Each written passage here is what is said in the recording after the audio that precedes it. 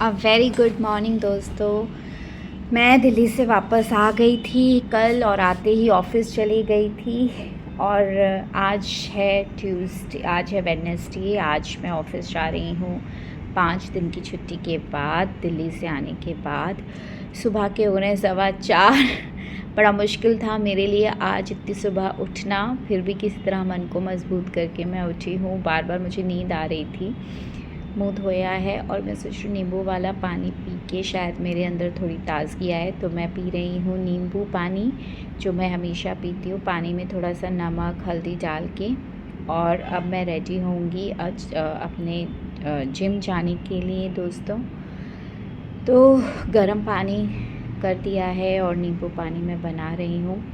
पता नहीं क्यों दिमाग में बहुत से विचार आ रहे हैं जब से मैं दिल्ली में आई हूँ। मुझे ऐसा लग रहा है क्या वाकई मुझे दिल्ली जाना चाहिए था। मैं अभी भी मतलब अपने भाई के घर तो मुझे बहुत मज़ा आया, पर ससुराल की कुछ बातें थी जिससे मैं थोड़ा सा दुखी थी।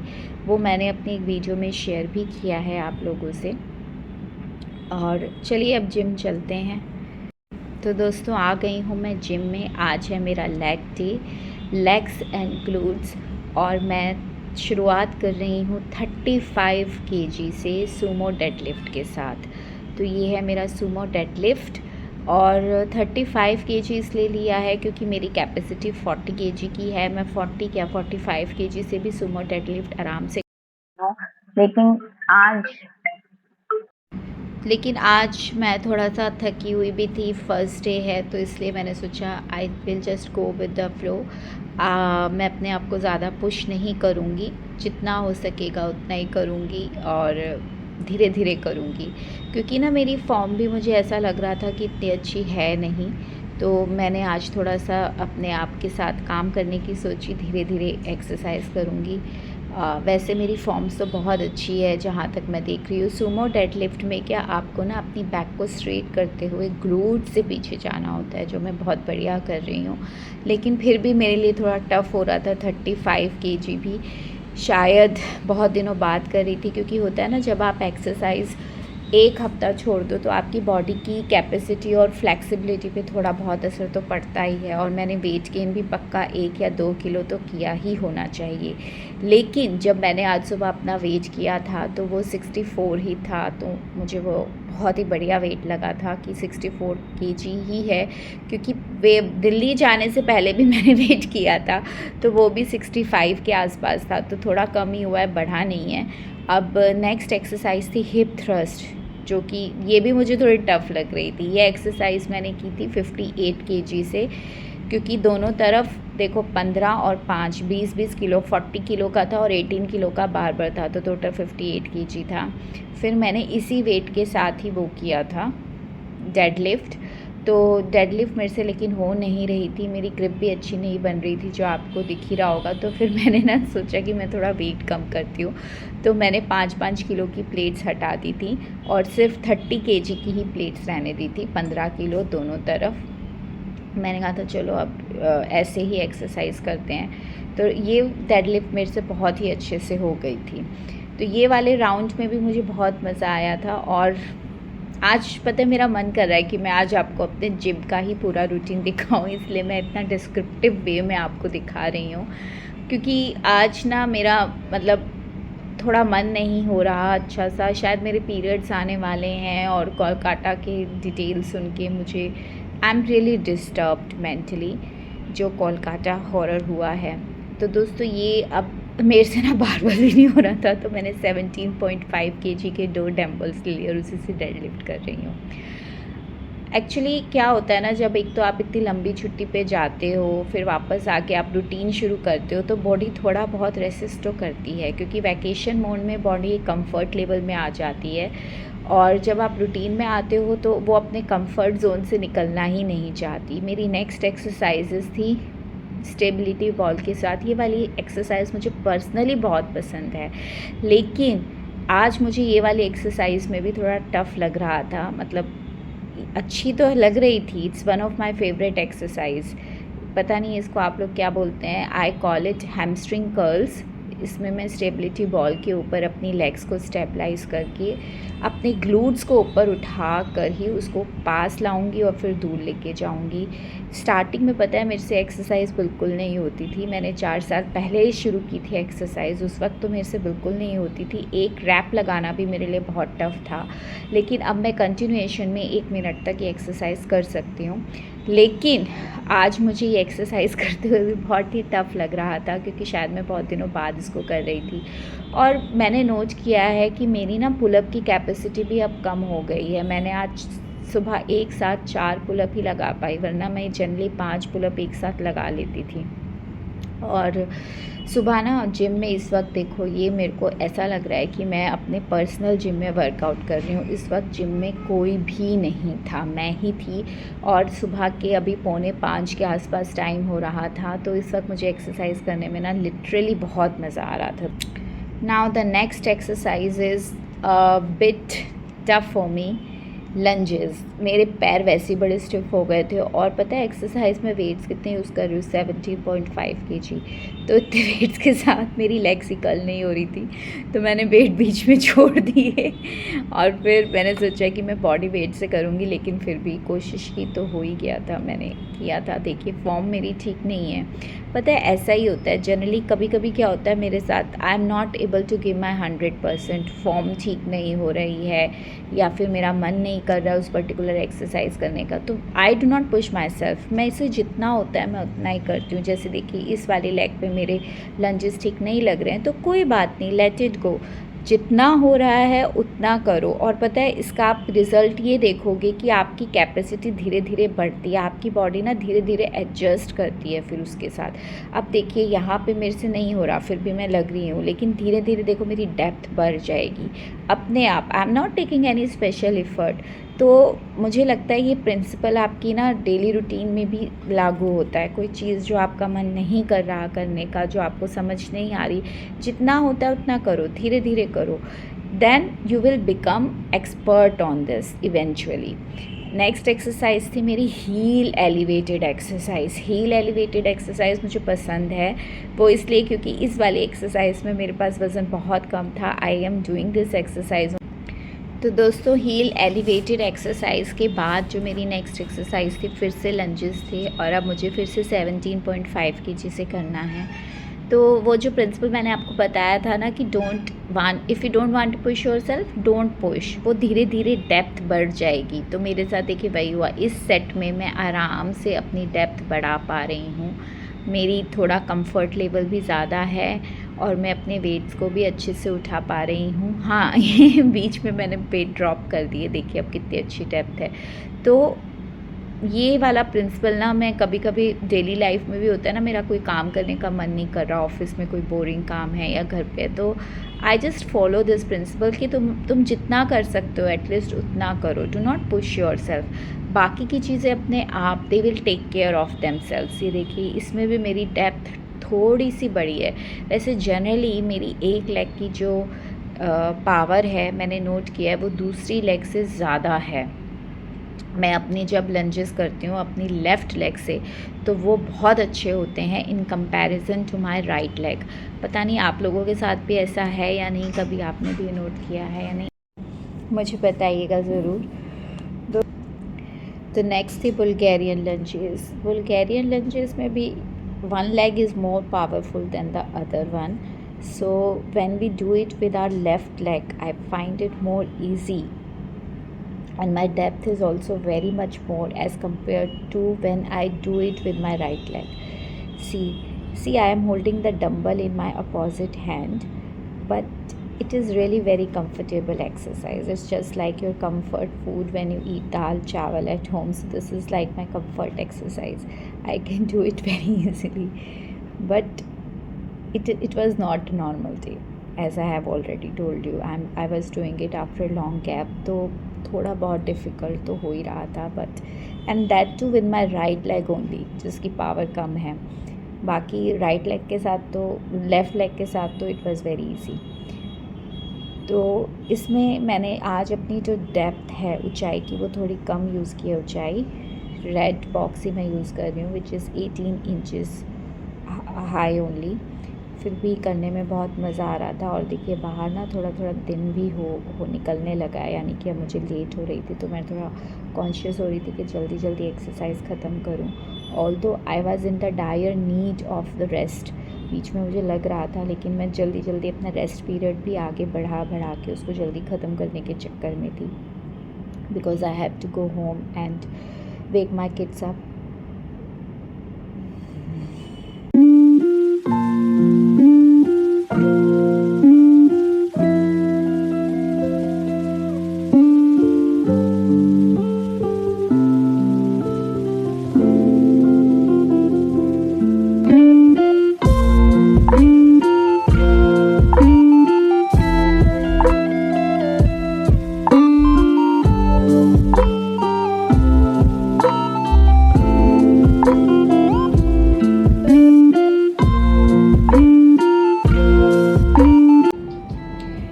This was the finisher. After this I would be free and I can go home.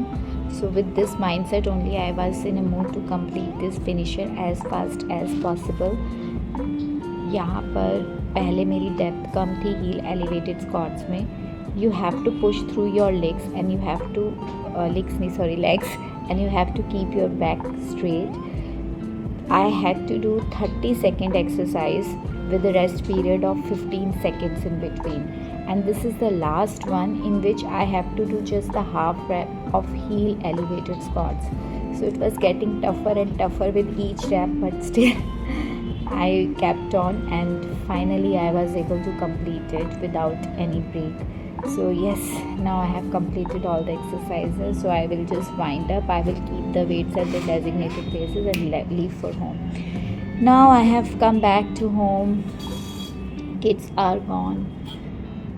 तो बच्चों के जाने के बाद मैं नीति का रूम ठीक कर रही हूँ, क्योंकि नीति सुबह बहुत जल्दी जल्दी निकलती है तो अपना रूम ऐसे ही छोड़ के चली जाती है, तो उसका रूम ठीक कर देती हूँ और किताबें वगैरह सब समेट देती हूँ. बट ये अभी मैं आपके सामने साफ़ करूँ ना, रात को आके नीति ही मुझे डांटती है, मम्मा आप मेरा रूम क्यों क्लीन करते हो. देखिए इतने सारे न्यूज़पेपर पड़े हैं जो छुट्टी पे थी जब मैं, तो पीछे से आए थे, कपड़े समेटने हैं, सोफ़े पर जो पड़े हैं. मैं आ गई हूँ किचन में. और दोस्तों ये वो मोमबत्तियाँ हैं जो मैं दिल्ली लेके गई थी छोटी छोटी. मैंने सोचा था वहाँ जाके मैं त्राटक क्रिया करूँगी लेकिन मैं वहाँ पे सुबह उठ ही नहीं पाती थी, और उठती भी थी तो वहाँ पे मुझे कोई सेक्लूटेड कमरा नहीं मिलता था जहाँ पे जाकर मैं अपनी त्राटक क्रिया स्टार्ट करूँ. अब मैं बना रही हूँ सब्जी. एक्चुअली आज मुझे बनानी है आलू प्याज की सब्जी, और जब तक तेल गर्म हो रहा है तब तक मैं अपने फेस पे ये राइस पाउडर का पैक लगा लेती हूँ, फेस पैक. ये सिर्फ राइस पाउडर को ही पानी में घोल के मैं फ्रिज में रख देती हूँ, और बहुत ठंडा ठंडा लगता है जब मैं इसे लगाती हूँ. बड़ा मज़ा आता है दोस्तों. काम करते करते ये सूख जाता है और मैं इसको फिर धो दूँगी. इन द मीन टाइम मेरा कढ़ाई में तेल भी गर्म हो गया है, तो मैं थोड़ी सी हरी मिर्च से ही छौंकूँगी. मैंने आलू प्याज शिमला मिर्च पहले ही काट ली थी. मिठाई के डब्बे में कचरा रखा है मैंने, बायोडिग्रेडेबल जो भी सब्जियों का कचरा होता है. मिठाई ख़त्म हो गई थी तो मैं इस कचरे के डब्बे, तो मिठाई के डब्बे को ही डस्टबिन की तरह यूज़ कर रही हूँ. हरी मिर्च डाल के अब मैंने ना आलू प्याज और शिमला मिर्च रात को ही काट ली थी, तो वो भी डाल देती हूँ गरम तेल में. और बस इसमें सिर्फ नमक मिर्च धनिया पाउडर ही डालूँगी बस, और हो जाएगा. इसको मैंने थोड़ा तेल ज़्यादा डाला है ताकि आलू अच्छे से गल जाए. और अब इसको कम आंच पे, पानी वगैरह कुछ नहीं डाला, अब इसको ढक के कम आंच पे छोड़ देना है बस. और मसालों में भी मैं सिर्फ नमक प्याज धनिया पाउडर, प्याज नहीं, नमक मिर्च धनिया पाउडर और हल्दी ही डालूँगी, और कुछ ज़्यादा नहीं. मेरे बच्चों को भी ये सब्ज़ी बहुत पसंद है और मुझे तो बहुत ही ज़्यादा पसंद है. इसको आप पराठे के साथ खाओ तो बहुत ज़्यादा टेस्टी लगती है सब्ज़ी. लाइए मैं आपको एक क्लोज़र व्यू दिखाती हूँ. देखने में भी बहुत अच्छी लगती है, मतलब आई लव दिस सब्जी. तो दोस्तों अब ये जो बर्तन है ना, जो थोड़े बचे जिसमें मैंने काट पीट की थी और सब्जियां काट के रखी थी, ये सब मैं उसी वक्त धो देती हूँ. जो टब में है आरओ का जो पानी फ़िल्टर होता है वही मैं रखती हूँ, ताकि इस पानी को यूज़ करके मैं साथ ही साथ बर्तन धोती रहूँ. क्योंकि क्या बहुत सारे बर्तन इकट्ठे हो जाते हैं, तो मेड भी इंसान है, मैं ये सोचती हूँ. तो जितना मेरे से हो सकता है, वैसे मैंने मेड रखी है बर्तनों के लिए, पर जितना मेरे से हो सकता है मैं साथ साथ करती रहती हूँ. अब मैं ये दूध से मलाई निकाल रही हूँ, और फिर इस दूध को ना किसी दूसरे बर्तन में छान के इसी में मैं आटा गूँथ लूँगी. ये प्रैक्टिस मैं कब से फॉलो कर रही हूँ शायद मुझे याद भी नहीं है. ये मुझे किसी ने बताया था क्योंकि ना दूध वाले बर्तन को साफ़ करना बहुत टफ़ होता है। तो इसीलिए आप ना दूध के बर्तन में अगर आटा गूँध लोगे तो बर्तन भी बहुत अच्छे से साफ़ हो जाता है और आटा भी बहुत सॉफ्ट गूँधता है। लेकिन इसका एक और भी मैंने कहीं पढ़ा था, वो भी बिल्कुल ठीक है कि आप चाहते हो कि दूध उबालते हुए दूध बर्तन से ना चिपके नीचे और आसानी से बर्तन साफ़ हो जाए दूध का। इसके लिए आप दूध डालने से पहले उस बर्तन में थोड़ा सा अगर पानी भी डाल लोगे ना, बिल्कुल थोड़ा सा, तो भी दूध जो है वो नहीं चिपकता बर्तन से। तो दोस्तों अब मैं इसी बर्तन में आटा गूँध लेती हूँ जल्दी से। और देखिए तो सारे कपड़े भी मैंने धो के रखे थे, तो ये कपड़े भी मुझे डालने हैं, सोफ़े पर जो कपड़े हैं वो समेटने हैं। तो चलिए मैं वही कर लेती हूँ, कपड़े भी समेट लेती हूँ। एक्चुअली कपड़े इतने सारे इकट्ठे हो गए थे ना कि 2 लॉट में मुझे धोने पड़े थे, और रात को कपड़े सूखे नहीं थे तो बाहर रखने में मुझे डर था कि भाई बारिश आ गई तो पूरी मेहनत ख़राब हो जाएगी। तो इसलिए मैं रात को कपड़े ड्राइंग रूम में ही रख के सो गई थी, फैला के सो गई थी। तो अब ये कपड़े ना सूख गए हैं अच्छे से, तो मैं ये सब कपड़े समेट लेती हूँ। और ये कपड़े जो प्रेस के लिए मुझे देने हैं, मैं घर में ना प्रेस नहीं करती हूँ, एक भैया आते हैं मेरे घर में, उनको ही मैं प्रेस के लिए कपड़े दे देती हूँ, जो बहुत ही रिजनेबल रेट पे प्रेस करके दे देते हैं। तो ये कपड़े मुझे आयरन के लिए भैया को देने, यानी धोबी को देने हैं, तो वो मैं एक दुपट्टे में बांध के रख लेती हूँ। ये ड्राइंग रूम के पौधे मैं ठीक कर देती हूँ, बहुत ही ख़राब, मतलब वैभवी क्या वे बोर्ड से घूमती रहती है पूरे ड्राइंग रूम में, तो सारे पौधे एक तरफ चिपका देती है। तो अब मैं ये कपड़े जल्दी से डाल देती हूँ और फिर मैं किचन में जाके सब्ज़ी भी देखनी है मुझे। अभी आटा मैंने गूँध लिया है। पता है आज ना मेरे को थोड़ी थकावट है, या तो मेरा वर्कआउट बहुत लंबा था और मैंने बहुत दिनों बाद किया था, तो मुझे थोड़ी थकावट हो रही थी, और मैंने ना अपना प्रोटीन इनटेक भी कब से पूरा नहीं लिया है। तो मैं दाल भिगोई थी रात को मूंग की, स्प्राउट्स वाली, तो मैं सोच रही हूँ उसी के चीले बना देती हूँ। तो ये मूंग की दाल, मूंग जो है वो मैंने मिक्सी में डाल दिया। अब उसी में ना थोड़ा लहसुन और अदरक ये मैं काट के डाल दूँगी, और नमक और हरी मिर्च डाल दूँगी, और इसको पीस के ना इसके चीले बहुत ज़्यादा टेस्टी बनते हैं। तो मैं वही डाल के आज वही बना रही हूँ दोस्तों। आज मैं ब्रेकफास्ट में मूंग की दाल की चीले ही बनाती हूँ। तो दाल में मैंने हरी मिर्च, नमक और वो डाल दिया है लहसुन अदरक। अब थोड़ा मटके का पानी लेके इसको थोड़ा गीला कर लेते हैं और इसको अच्छे से पीस लेते हैं, और आज फिर हम मूंग की दाल के चीले ब्रेकफास्ट में इंजॉय करेंगे। तो दोस्तों धीरे धीरे काम भी हो रहा है, साथ में मेरी सब्ज़ी भी कम आंच पर पक रही है, और बस साथ ही साथ मेरे दिमाग में कोलकाता हॉरर केस यही सब चल रहा है दोस्तों। कोलकाता में जो डॉक्टर के साथ हुआ वो तो आपको पता ही है, मतलब कहीं पर भी सेफ्टी नहीं है। मुझे ऐसा लग रहा है इंडिया कहाँ जा रहा है कुछ पता नहीं चल रहा। चलिए अब आटा ना मैं गूंद के ना थोड़ी देर रख देती हूँ, और फिर उसको दोबारा थोड़ी देर गूंद के फिर रोटियाँ बनाती हूँ, इससे ना आटा बहुत सॉफ्ट हो जाता है। तो चलिए अब रोटियाँ बनाना शुरू करते हैं। रोटियाँ ना मुझे एक्चुअली सब्जी है तो ज़्यादा नहीं बनानी है, 3 रोटी मेरे पति देव खाएंगे, 2 रोटी मेरे बच्चे खाएंगे दोनों, और 2 पराठे मैं अपने लिए सेक लेती हूँ क्योंकि मुझे ये सब्ज़ी बहुत पसंद है। और मैंने जब घड़ी की ओर देखा तो आई रियलाइज़ कि भाई आज तो बिल्कुल भी टाइम नहीं है मेरे पास ब्रेकफास्ट करने का भी। तो मैंने ये सोच रही हूँ चलो 2 पराठे ले जाती हूँ, इसलिए मैं जनरली एक ही पराठा ले जाती हूँ, बट आज मैं 2 पराठे ले जाऊँगी क्योंकि मैं सोच रही हूँ ब्रेकफास्ट में ऑफिस में ही कर लूँगी क्योंकि बहुत ज़्यादा लेट हो रही है। तो चलिए दोस्तों रोटियाँ आप जल्दी पकाते हैं और उसके बाद किचन भी साफ़ करेंगे। चलो फाइनली रोटियां बन गई हैं। अब धीरे धीरे मैं सारा काम ख़त्म करती हूँ। तो मुझे याद आया अरे स्प्राउट्स तो पड़े हैं, तो मैं इन स्प्राउट्स पे ना थोड़ा सा चाट मसाला और टमाटर काट के ये भी ऑफ़िस ले जाऊँगी, तो क्या ऑफ़िस में खा लूँगी। ये देखिए बहुत टेस्टी लगता है, इसमें ना आप थोड़ा सा अगर नींबू भी निचोड़ दो तो सोने पे सुहागा हो जाता है। तो ये अब मैं किचन समेट लेती हूँ धीरे धीरे। ये मेरा मूंग की दाल चीलों का मसाला जो मैंने बड़े प्यार से बनाया था कि मैं चीले बनाऊँगी, बट चीले मैं नहीं बना पाई, तो इसको मैं निकाल के बाउल में रख देती हूँ फ्रिज में। कल बना लूँगी या फिर मौका मिला तो रात को आके भी मैं चीले बना सकती हूँ, वो डिपेंड करता है। एक्चुअली गुजरात में हूँ मैं, और गुजरात में ना बुधवार को मूंग की दाल खाना बहुत शुभ मानते हैं। ये थैले में ना बासी रोटियाँ हैं, तो वो रोटियाँ क्या मैं जब पार्क में वॉक के लिए निकलूँगी ना दोपहर में, तो मैं गिलहरी को डाल देती हूँ। रास्ते में कोई गाय वगैरह मिलती है तो मैं उसको भी डाल देती हूँ। तो ये सब्जी है जो मैं अपने लिए पैक कर रही हूँ। आज मैं दिखाती हूँ कि मैं आपको अपने टिफ़िन में क्या क्या पैक करती हूँ। सब्जी है जो पैक कर रही हूँ। फिर उसके साथ ही जो बाकी की बची हुई सब्जी है वो मैं डाइनिंग टेबल पे रख दूँगी ताकि ये बच्चे और अमित के खाएंगे। ज़्यादा सब्जी नहीं है, थोड़ी ही है, क्योंकि ना अमित और बच्चे खाएंगे। लेकिन उसके साथ ही दाल भी पड़ी है, तो वो सब्जी, दाल और मैंने चटनी भी बनाई थी और दही भी पड़ी है। तो अगर मैं अमित को बोलूँगी तो शायद रायता वो बना देंगे। और उसके साथ ही ना मैं अपने लिए ना दही भी ले जाऊँगी। यस, दही मुझे बहुत ज़्यादा पसंद है और दही ना अच्छी भी होती है। अगर आप प्रोटीन ले रहे हो ना तो आपको अपने पेट को ठीक रखने के लिए मेरे ख्याल से दही भी खानी चाहिए, उससे पेट ठीक रहता है। और ये फल भी हैं जो मैं अपने साथ लेके जाऊँ। तो दोस्तों फाइनली मैंने सब काम निपटा दिए हैं। अब जल्दी से नहाने जाते हो और ऑफ़िस के लिए निकलूँगी। आज का व्लॉग बस यहीं तक। आप खुश रहिए, आबाद रहिए, बाय।